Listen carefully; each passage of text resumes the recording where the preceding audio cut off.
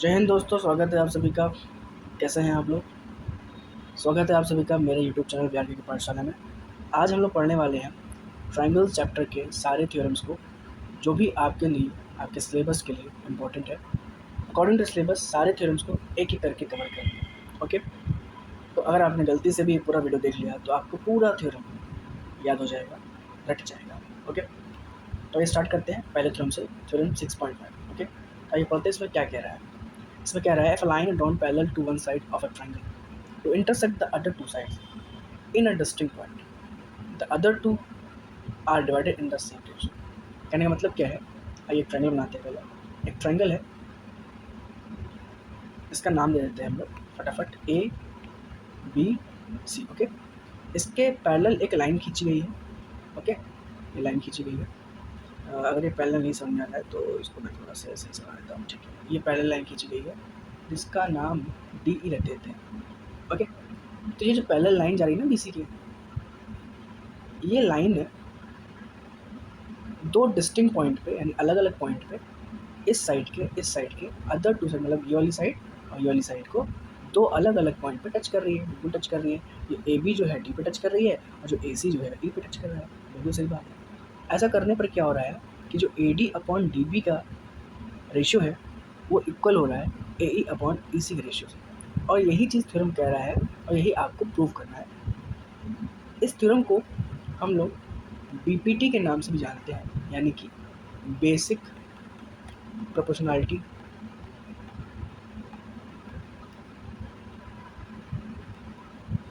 Theorem. Okay, और इसको हम लोग थेल्स थ्योरम भी कहते हैं।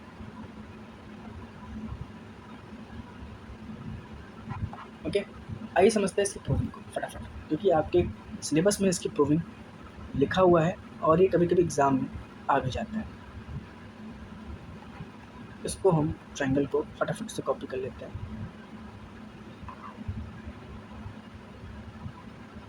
ओके,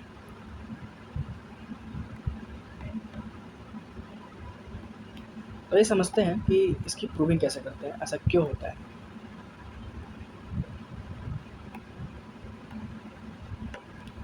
तो अगर हमें ये प्रूव करना है, टू प्रूव, क्या प्रूव करना है, A D upon D B equal होगा ए ई अपॉन ई सी के। ओके, यही हमें प्रूव करना है। तो फटाफट हमें A D upon D B का रेशियो चाहिए होगा, तो कैसे निकालेंगे? तो फटाफट एक लाइन ड्रॉ करते हैं हम लोग, कुछ कंस्ट्रक्शन कुछ ड्रॉ करते हैं। यहाँ से एक परपेंडिकुलर ड्रॉ करते हैं इस साइड पे। ओके, इसी तरह इस ई पॉइंट से भी हम परपेंडिकुलर ड्रॉ करते हैं। ओके, तो हमने दो लाइन को ड्रॉ किया, ये डी से ड्रॉ किया, इसका नाम दे देते हैं एम। ओके, और जो इस ई से हम लोग परपेंडिकुलर ड्रॉ करे हैं इसका नाम दे देते हैं यहाँ पे एन, यानी ई एन परपेंडिकुलर है ए डी के और डी एम परपेंडिकुलर है ए ई के। ओके, ठीक है। अब यहाँ पे भी हम कुछ ज्वाइन कर देते हैं, इस बी ई को ज्वाइन कर देते हैं और इस डी सी को भी ज्वाइन कर देते हैं। ओके, इतना करने के बाद हमें निकालना है अब एरिया। क्या निकालना है? एरिया। तो अब हम area of triangle A D ई निकालेंगे। ओके, तो जब area of triangle A D ई निकालते हैं, ये शॉर्ट फॉर्म लिखने का तरीका है। अगर आप किसी ट्रायंगल के एरिया को डिनोट करना चाहते हैं शॉर्ट फॉर्म में, तो आप इस तरह से लिख सकते हैं। फॉर्मूला लगाएंगे half into base into height. तो इस ट्रायंगल में अगर हम देखें, ये हमारी हाइट होगी ई एन। ओके, और ये ए डी क्या हो गया, हमारा बेस हो गया। तो फटाफट से इसको लिख लेते हैं यहाँ पे, हाफ बेस हमारा क्या है, ए डी। ओके, और हाइट हमारा क्या है, ई एन। ठीक, ठीक है सर, लिख लिया। अब हमें एरिया निकालना होगा, कौन सा, बी डी का, यानी सॉरी, हमें एरिया निकालना होगा बी डी ई का। ओके, चलिए निकालते हैं। बी डी क्या आएगा, half into base into height. तो इसमें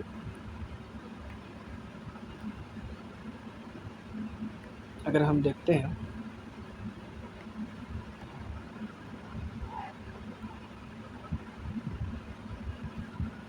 वन सेकेंड, इसको सिलेक्ट करके थोड़ा सा नीचे करते हैं कि हमको आसानी से समझ में आए। ठीक है, तो यहाँ पे अगर हम बी डी ई का क्या निकालेंगे, एरिया निकालेंगे। पहले ट्रायंगल को देख लीजिए आप कि बी डी ई कहाँ पे, कौन सा ट्रायंगल एरिया निकालना है, बी डी ई का। इस ट्रायंगल का हमें एरिया निकालना है। ओके, इस ट्रायंगल का, ये ऑब्ट्यूस एंगल ट्रायंगल है और इसका जो हाइट है वो क्या है, ई एन है। ओके, ये इसकी रही हाइट और ये बी डी ई ट्रायंगल है। ओके, और ये क्या है, ई एन क्या है, इस ऑब्ट्यूस एंगल ट्रायंगल का अल्टीट्यूड है यानी हाइट है। ओके, तो आइए इसको लिख लेते हैं। बेस क्या हो गया हमारा, बेस हमारा है बी डी और अल्टीट्यूड यानी हाइट कितना है हमारा, ई एन। क्योंकि ये ऑब्ट्यूस एंगल ट्रायंगल है इसलिए इसका अल्टीट्यूड, इसका हाइट क्या होगा, वो ट्रायंगल के बाहर साइड होगा। ओके, अब क्या करेंगे हम, अब हम निकाल लेंगे इसका रेशियो। किसका ratio, area of triangle A D E का किससे निकालना है, area of triangle B D E से। ओके, तो area of triangle A D E था half into A D into E N और area of triangle B D था half into B D into E N. जब सब कुछ cancel out कर देंगे तो लास्ट में क्या बचेगा हमारे पास, A D upon B D. तो हमने इसको इसीलिए किया था कि हमें A D upon B D का रेशियो मिल जाए। तो सर एक चीज़ तो हमें मिल गई, क्या मिल गया, हमें जो प्रूफ करना था A D upon B D equals to A E upon E C, इसमें हमें ये चीज़ तो मिल गया। अब रही बारी इसकी। ओके, इसकी बारी रही ए ई अपॉन ई सी की, कैसे निकालेंगे आइए देखते हैं।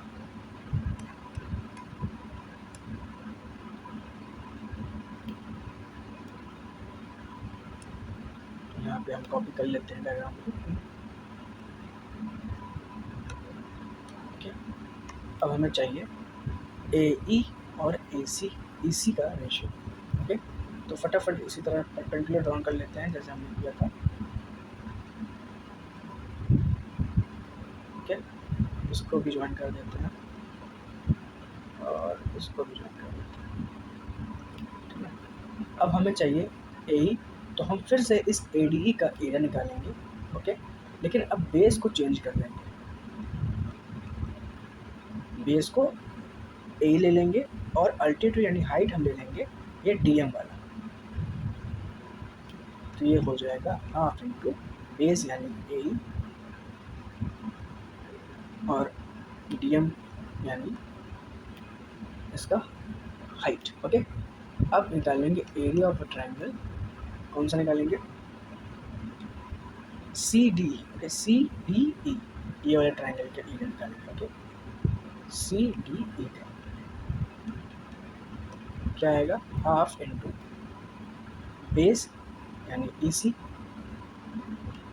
इंटू हाइट यानी आपका ये भी ऑब्ट्यूस एंगल ट्रायंगल है तो इसका भी हाइट कहाँ होगा, बाहर होगा यानी डी एम।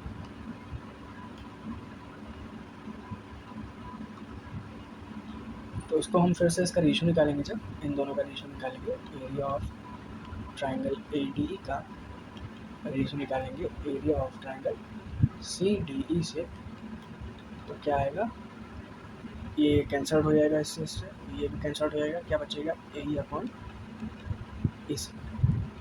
सर हमें ये भी चीज़ मिल गया, ये हमारा हो गया सेकेंड इक्वेशन और जो हमने ये निकाला था ये हमारा हो गया था फर्स्ट इक्वेशन, है ना। अब दोनों चीज़ तो आ गया हमारे पास, A D upon D B भी आ गया, ए अपॉन ई सी भी आ गया। अब इसको इक्वल कैसे करेंगे, इक्वल करने के लिए क्या करेंगे हम,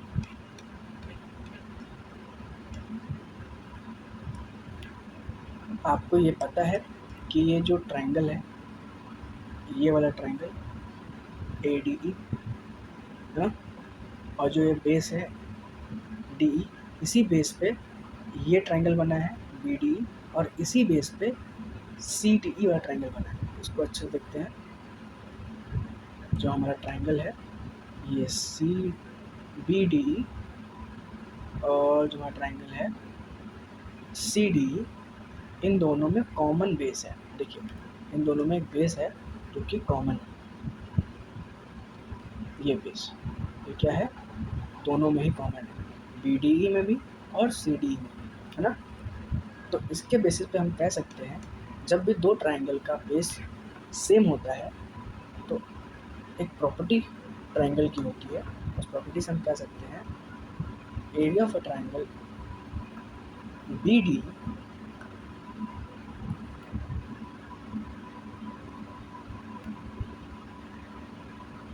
इक्वल होगा area of a triangle C D के, है ना। सेम बेस पे ट्रायंगल बन रहा है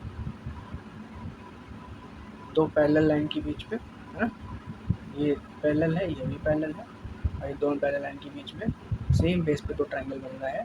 तो इनका एरिया क्या होगा, बी डी और सी डी का बराबर होगा। ओके, तो जब बी डी ई का एरिया सी डी के बराबर है तो अगर इसको हम x मान लेते हैं तो देखिए यहाँ पे इस इक्वेशन में, यानी कि ये चीज़ हो गया x के इक्वल, और ये ए डी को हम अगर हम y मान लें तो एरिया ऑफ ए डी और एरिया ऑफ सी डी इनका रेशो y अपॉन एक्स के बराबर है ना। और ये चीज़ इसके भी बराबर है, यानी ऑटोमेटिकली हम कह सकते हैं ए ई अपॉन ए सी वाई अपॉन एक्स के बराबर हो गया। ठीक है, इसी तरह जब हम ऊपर देखते हैं इसमें तो एरिया ऑफ ए डी क्या माना था हमने, y माना था, और एरिया ऑफ बी डी क्या माना था हमने, x माना था।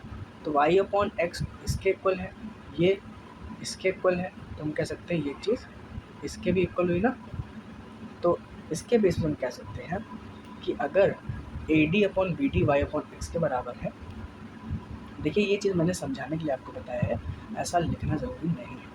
यहाँ आप देख के आप खुद समझ सकते हैं कि जो बी डी का एरिया है ना वो सी डी के बराबर है। तो यहाँ पे बी डी लिखें या सी डी लिखें, बात वही है। ठीक, टोटल बात यही है कि अगर ये चीज़ इसके बराबर आ रही है Y upon X A D upon B D के बराबर आ रहा है, और यही Y upon X A E upon E C बराबर आ रहा है, तो हम ये दोनों इक्वेशन और प्लस इन बातों से, यानी इस तीसरी वाली इक्वेशन से इन तीनों इक्वेशन को मिला के एक कंक्लूजन निकाल सकते हैं। क्या निकाल सकते हैं, बाय इक्वेशन 1, 2 एंड 3 से हम कह सकते हैं A D upon B D equal होगा C D upon, sorry C D नहीं, A E upon A C, A E upon ए सी, है ना। तो यहाँ पे बात प्रूव हो गई। अब आगे बढ़ते हैं नेक्स्ट थ्योरम में। नेक्स्ट थ्योरम क्या कह रहा है, कि थ्योरम 6.12 में क्या है कि if a line divides any two sides of a triangle, यहाँ पे टाइपिंग मिस्टेक हो गया, तो if a line divides any two, इसको हम कट कर देते हैं।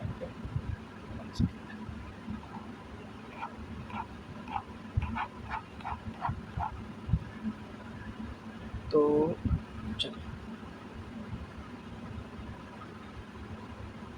तो if a line divides any two side of a triangle in the same ratio then the line is parallel to the third side. कहने का मतलब क्या है, फटाफट से ट्रायंगल बनाते हैं। तो अगर कोई ट्रायंगल है, ओके, और एक लाइन है, अगर ये लाइन, इस ट्रायंगल का नाम देते हैं ए बी सी, अगर ये लाइन जो कि है डी ई, ये लाइन अगर इस ट्रायंगल के साइड को और इस साइड को कट करती है सेम रेशियो में, यानी कि इसमें दिया है कि आपका A D upon D B जो है वो इक्वल है ए ई अपॉन ई सी के, है ना। ये चीज़ आपको क्या है, गिवन है। तो कह रहा है अगर ये रेशियो इक्वल है तो आपको प्रूफ करना है कि डी ई क्या होगा, बी सी के पैरेलल होगा। तो आपको प्रूफ करना है to prove D E is parallel to B C. Okay, ये बातें आपको प्रूफ करनी है। तो ये जनरली पहले वाले थ्योरम का कन्वर्स थ्योरम, उसी का उल्टा है, बीपीटी का ही उल्टा है। उसमें कहा था कि अगर एक ट्रायंगल है, एक लाइन पैरेलल इस साइड के है, तो बाकी दो साइड को वो सेम रेशियो में कट करती है। इसमें क्या कह रहा है, इसमें आपको पहले दे दिया है कि रेशियो इक्वल है, तो आपको बताना है जिस लाइन से ये कट कर रही है दोनों साइड को, ओके, तो ये लाइन जो है इसके पैरेलल है। पिछले वाले में पैरेलल दिया था, रेशियो बराबर करना था, इस वाले में रेशियो दिया है, पैरेलल बराबर करना, पैरेलल बताना, ओके। आइए उसको प्रूव करते हैं। फटाफट से यहाँ पे ट्रायंगल को हम कॉपी कर लेते हैं एक बार।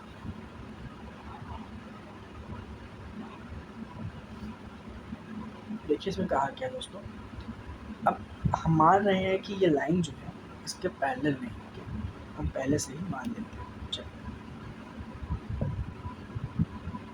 तो जब ये पैरेलल नहीं है तो कोई ना कोई पैरेलल लाइन तो होनी चाहिए, तो आइए पैरेलल लाइन भी बना लेते हैं। तो हम मान लेते हैं जो हमने ये लाइन खींची ना, ये पैरेलल है, ऐसा अभी हम मान रहे हैं, और उसका पॉइंट देते हैं एफ पे, ठीक है। तो यहाँ पे हम लिख लेंगे assume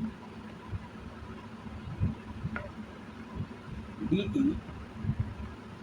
is not parallel line, so draw DF parallel to BC।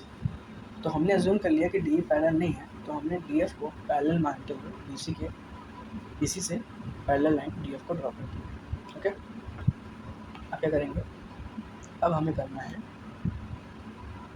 कि अगर हमें पता है PPT के थ्रू कि अगर कोई लाइन पैरेलल होती है किसी साइड ऑफ ट्रायंगल की, ओके, क्या पता है आपको PPT के थ्रू, अभी हमने प्रूफ किया था कि किसी ट्रायंगल में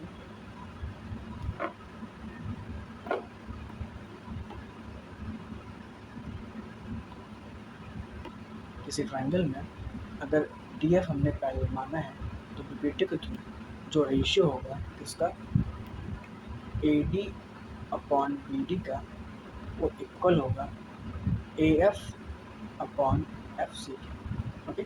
रिपीटर हम कहता है ना कि अगर लाइन जो है किसी साइड के पैरेलल है ट्रायंगल के, तो अदर टू साइड्स का जो रेशियो होगा ना वो क्या होगा, इक्वल। तो हमने उसके अकॉर्डिंग ये बातें लिख ली, ठीक है सर, लिख लिया, अच्छी बात है। लेकिन इसको तो हमने लिखा बाय BPT के, यानी बाय बेसिक फंक्शनैलिटी थ्योरम के, है ना। लेकिन गिवन क्या है, गिवन है हमें AD upon BD equals to AE upon EC, ये हमें गिवन है। तो ये पहली थ्योरम हो गई या दूसरी थ्योरम हो गई, मतलब थ्योरम सॉरी, ये पहली इक्वेशन होगी, ये दूसरी इक्वेशन होगी। इन दोनों इक्वेशन कह सकते हैं कि आपका जो AF अपॉन FC है वो इक्वल होगा AE अपॉन EC के, है ना। दोनों ही साइड हम +1 कर लेते हैं फटाफट। जब हम +1 करेंगे तो क्या होगा, आपका ये जो है ना FC एलसीएम लेंगे तो AF अपॉन FC हो जाएगा और नीचे FC आएगा, इधर क्या होगा AE अपॉन EC हो जाएगा और नीचे EC आएगा, ओके। तो अब क्या करेंगे हम, अब देखेंगे थोड़ा डायग्राम को कि AF प्लस FC क्या होता है और AE प्लस EC क्या होता है। तो ये डायग्राम है आपका, इसमें क्या देखना है कि AF को अगर प्लस कर दें FC से, AF को प्लस कर दें FC से, तो ये पूरी साइड AC हो जाती है, ठीक। और AE को प्लस कर दें EC से, तो भी पूरी लाइन AC आ जाती है, ठीक ना। तो फटाफट यहाँ पे दोनों की ही जगह पे हम क्या लिखेंगे, इसकी पूरी साइड में क्या बन जाती है AC, और इधर जो ये भी क्या बन जा रहा है AC। नीचे क्या है FC, यहाँ पे क्या है EC, दोनों साइड डिवाइड कर दिया AC से, तो यहाँ पे 1/FC इक्वल टू 1/EC आ गया। क्रॉस मल्टीप्लाई कर लिया, ई सी इक्वल्स टू एफ सी आई, यानी कि जो हमारा ई सी है ना वो एफ सी के इक्वल है। और ऐसा कब हो सकता है, इसमें कह रहा है कि आपका जो ई सी है ना वो एफ सी के इक्वल है, लेकिन यहाँ पे तो ऐसा पॉसिबल नहीं दिख रहा है। तो ऐसा पॉसिबल कब हो सकता है दोस्तों, ऐसा पॉसिबल तभी हो सकता है जब एफ और ई वाला पॉइंट अलग अलग ना हो के एक ही पॉइंट है ना। तो मान लेते हैं एफ वाला पॉइंट कहीं नहीं, यहाँ एफ जो यहाँ पे दिख रहा है वो यहीं पे था, ठीक। तो हमारा अजम्पशन जो था कि डी ई पैरेलल नहीं है तो गलत था। डी ई क्या है, पैरेलल है किससे, बी सी के, क्योंकि हमने माना था कि हमारा डी एफ जो है वो पैरेलल लाइन है, लेकिन ऐसा नहीं दिखा। डी ई डी एफ दोनों अलग अलग नहीं, दोनों एक ही हैं, क्योंकि एफ वाला पॉइंट ई वाले पॉइंट के कोइंसाइड हो गया है, ठीक। तो उसके थ्रू हम ये कह सकते हैं कि आपका डी ई जो है वो पैरेलल है बी सी के, ठीक। आते हैं अपने अगले थ्योरम। यहाँ पे क्या कह रहा है, इस थ्योरम में कह रहा है कि थ्योरम 6.3 है। देखिए अभी तक जो आपको मैंने थ्योरम सिखाया है, पढ़ाया है, इन दोनों की प्रूविंग आना तय है, इसकी प्रूविंग आती है। लेकिन जो अब थ्योरम में बताने वाला हूँ इसकी आपको स्टेटमेंट याद रखनी है और इसका यूज़ कैसे करना है उसको याद रखना है। तो जनरली ये सिमिलैरिटी के कॉन्सेप्ट पे है। कोई भी ट्राइंगल जब सिमिलर होता है तो उसको हम कैसे प्रूव कर सकते हैं। तो जनरली 3 क्राइटेरिया होता है उसका। पहली क्राइटेरिया ए क्राइटेरिया, दूसरी एस एस और तीसरी ट्रिपल एस। तो ये तीनों क्राइटेरिया से आप ट्राइंगल को सिमिलर प्रूव कर सकते हैं। तो पहली थ्योरम देखते हैं कौन से क्राइटेरिया पे कह रहा है, if in two triangles corresponding angles are equal. कोई दो ट्राइंगल है उसमें करस्पॉन्डिंग एंगल्स क्या है, equal, then their corresponding sides are in the same ratio. अगर ऐसा होता है तो उनका करस्पॉन्डिंग साइड्स का रेशियो भी क्या होता है, सेम होता है। और इन दोनों को हम कह सकते हैं दोनों ट्राइंगल क्या है, सिमिलर। ओके, तो दोस्तों अगर आप इसके प्रूविंग को जानना चाहते हो तो आप जाके मेरे प्लेलिस्ट यानी मेरे चैनल के प्लेलिस्ट में जाके सिमिलैरिटी का पूरा चैप्टर वहाँ पे मैंने पढ़ाया है अच्छे से। एक एक क्राइटेरिया को मैंने प्रूव कराया है, वहाँ पर जाके आप देख सकते हैं कि सिमिलैरिटी क्या होती है, सिमिलर फिगर्स क्या होता है और प्रूविंग हर एक क्राइटेरिया की। दोस्तों आप जानते हैं कि एक ट्राइंगल है, हम मान लेते हैं ए बी सी। एक ट्राइंगल को मान लेते हैं पी क्यू आर, ठीक। तो उसमें कह रहा है कि अगर एंगल ए एंगल आर के बराबर मान लेते हैं और एंगल सी को एंगल बी के बराबर, ये इसके करस्पॉन्डिंग ए के करस्पॉन्डिंग एंगल आर है, ये इसके इक्वल है। सी के करस्पॉन्डिंग एंगल बी ये इसके इक्वल है, ठीक है। तो अगर ये इक्वल एंगल्स हैं दो ट्राइंगल में तो ये दो ट्राइंगल क्या होंगे, सिमिलर होंगे, ऐसा इस थ्योरम में कह रहा है। इसकी प्रूविंग समझना हो तो आप मेरे चैनल जाके सिमिलैरिटी की प्लेलिस्ट में जाके इसको समझ सकते हैं, ठीक। तो अगर ऐसा होता है तो हम कह सकते हैं triangle A B C similar हुआ ट्राइंगल पी क्यू आर की। तो क्या जो मैंने ये लिखा है क्या सही है, तो बिल्कुल नहीं। ट्राइंगल के नाम लिखने में हमेशा कन्फ्यूज़न होती है, तो बड़े ध्यान से ट्राइंगल के नाम को लिखिए, ठीक ना।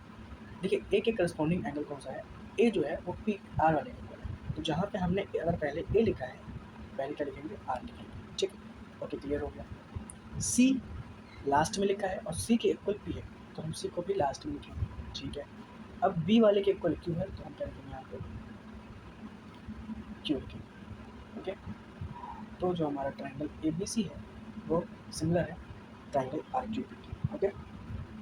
दोस्तों ध्यान दीजिएगा कि आपको जो ट्राइंगल का नाम लिखना है ना उसको बड़े ध्यान से करिएगा, क्योंकि ट्राइंगल के नाम अगर आपने गलत लिख दिया, करस्पॉन्डिंग एंगल्स जो भी हैं उसके उसी की तरह आप लिखेंगे। अगर एंगल ए आपने पहले लिखा है तो उसका करस्पॉन्डिंग एंगल भी आप पहले ही लिखें, नहीं तो गड़बड़ हो जाएगी और आपके मार्क्स भी कर सकते हैं।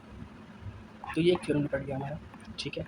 अगला थ्योरम क्या कहता है हमारा, अगला थ्योरम कहता है कि if in two triangle side of one triangle are proportional to the side of the other triangle. दो ट्राइंगल है, मान लेते हैं ए बी सी फटाफट, और एक ट्राइंगल है पी क्यू, ठीक है। इन दोनों का ट्राइंगल का, ये दोनों ट्राइंगल का जो साइड है ना वो क्या है, इन साइड का रेशियो सेम है, यानी कि ए बी मान लेते हैं P R, A B upon P R. चलिए इसमें हम एग्जाम्पल तो समझते हैं, ठीक है। मान लेते हैं इस ए बी का साइड है 10, ए सी का साइड है 5, इसका साइड है 12। ओके, ये आपकी साइड है, ठीक। इसकी साइड है 24, इसकी साइड है 10 और इसकी साइड है 20, ठीक। ओके, अब आपको बताना है कि क्या ये दोनों सिमिलर है या नहीं। तो आप साइड्स का डायमेंशन दोनों में दिया है, तो एक बार साइड्स के डायमेंशन को चेक कर लीजिए। चलिए चेक करते हैं। अगर आप देखेंगे ए बी और पी क्यू को, तो इसका रेशियो आएगा 10/20, यानी कैंसिल हो क्या आएगा 1/, ठीक है। ओके, अगर हम रेशियो देखते हैं ए सी अपॉन क्यू आर का, 5/10, यानी क्या क्या आता है 1/2, ठीक है सर, ये भी इक्वल आ गया। अब क्या बचा, बी सी बचा और क्यू आर बचा, यानी 12, नहीं बी सी बचा और इधर क्या बचा, पी आर बचा, 12/24, कैंसल आउट किया, आ गया 1/2। यानी कि यहाँ पे देखिए A B upon P Q का रेशियो भी 1/2 है, A C upon Q R का रेशियो 1/2 है और B C upon P R का रेशियो भी 1/2 है। इसका मतलब हम कह सकते हैं कि ए बी अपॉन क्या था, पी क्यू इक्वल है B C upon P R के, और क्यू आर नीचे था यहाँ पे और ऊपर क्या था, ए सी था, ठीक है।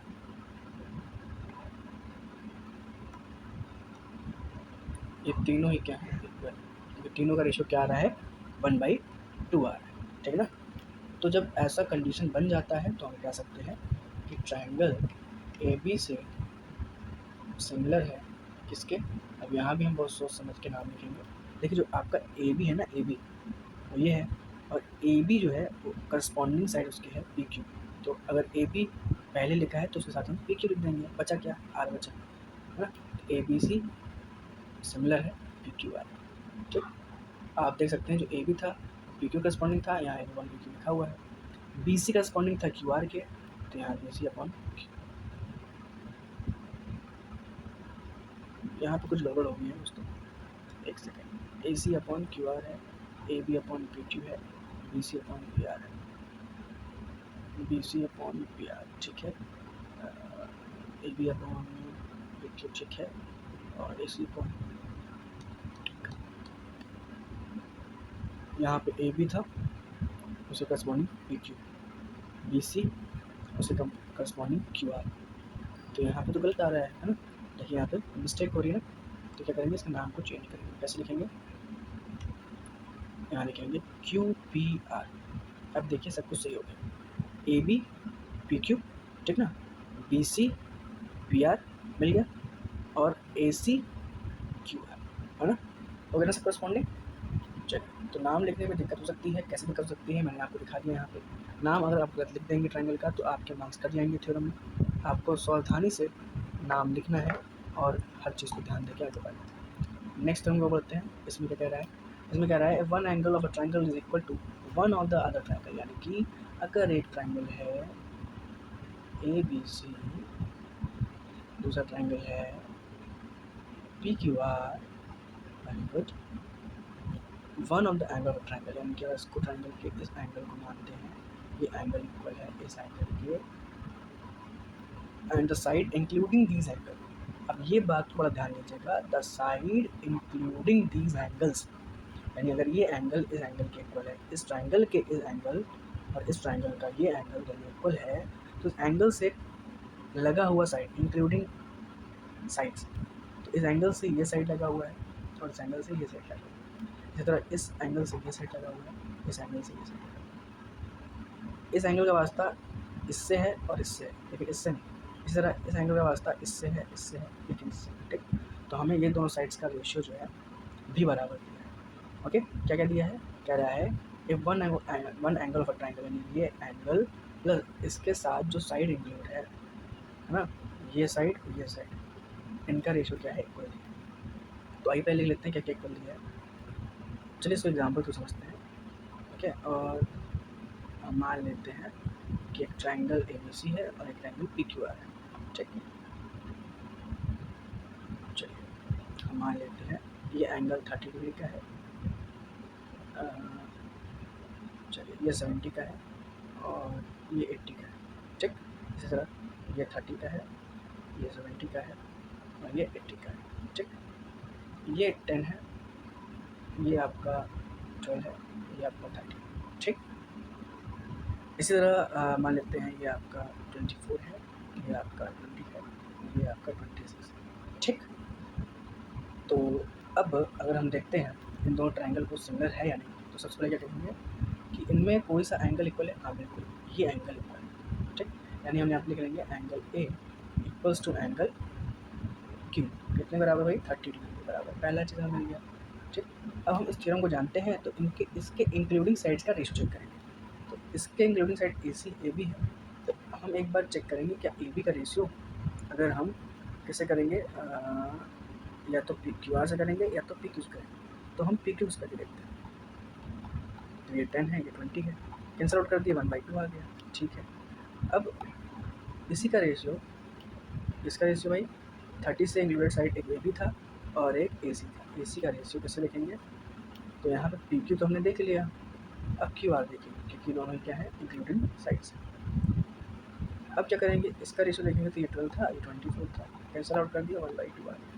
यानी कि हम याद रख सकते हैं कि हमारा जो A B upon P Q है वो इक्वल है A C upon Q R, है ना। ये भी 1/2 था, ये भी 1/2।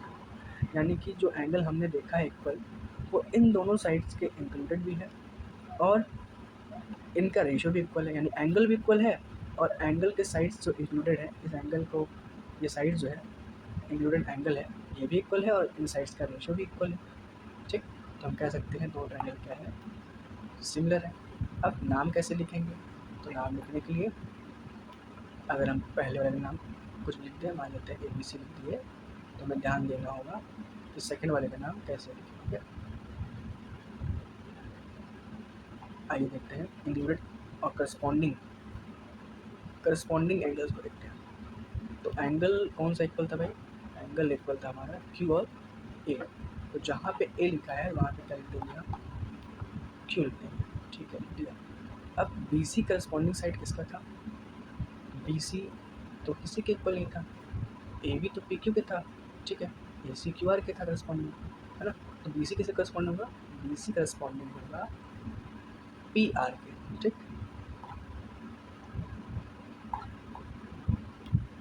PR लिख देते हैं। आइए एक बार चेक कर लेते हैं, AB करस्पॉन्डिंग PQ आना चाहिए, तो AB यहाँ पे है तो PQ भी आ रहा है, यहाँ पे आ रहा है, ठीक है सर। AC QR, AC और QR, ठीक है, ये आ रहे, ध्यान दीजिएगा, QR भी आ रहा है, ठीक है। और BC PR, तो BC करस्पॉन्डिंग PR भी आ रहा है, तो BC और PR, ठीक। तो हमने जान लिया कि जब दो ट्रायंगल होता है और ट्रायंगल में साइड्स का रेशियो अगर इक्वल दिया है और उनसे रिलेटेड इंक्लूडेड एंगल भी अगर इक्वल है, तो हम कह सकते हैं कि ट्रायंगल क्या होगा, सिमिलर। तो यहाँ पे हमने सारे थ्योरम्स को देख लिया, एक बार गो थ्रू कर लिया। अगर सारे थ्योरम्स का आपको प्रूविंग जानना है तो फटाफट जाके मेरे चैनल में जाइए, वहाँ प्ले लिस्ट है, वहाँ पे आप पूरे थ्योरम्स को, पूरे एक एक क्राइटेरिया को प्रूव करके समझ के देख लीजिए। ओके, मिलते हैं नेक्स्ट वीडियो में। अगर ये आप वीडियो 2x पे देखेंगे या फिर 1.5x पे देखेंगे तो बहुत ही स्मूथली आप वीडियो को देख लेंगे, अच्छे से समझ लेंगे। ओके, मिलते हैं नेक्स्ट वीडियो में। जय हिंद।